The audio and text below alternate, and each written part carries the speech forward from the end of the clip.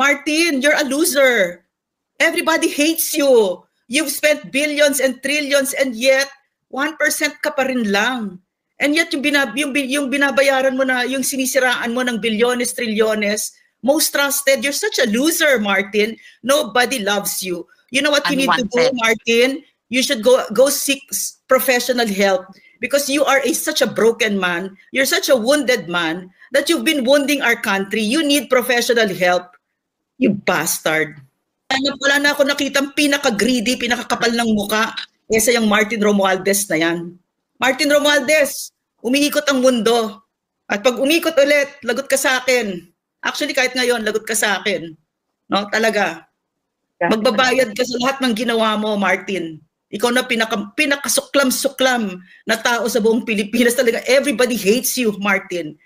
Everybody. And you will never be president. You will never be vice whatever you do. Whatever you do. Kahit tumalembong-talembong yung malaking tiyan mo dyan. No? Di ka, never. Never happen.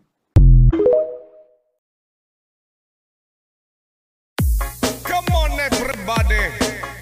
Let's exercise. Jogging? Tara na! Hiking?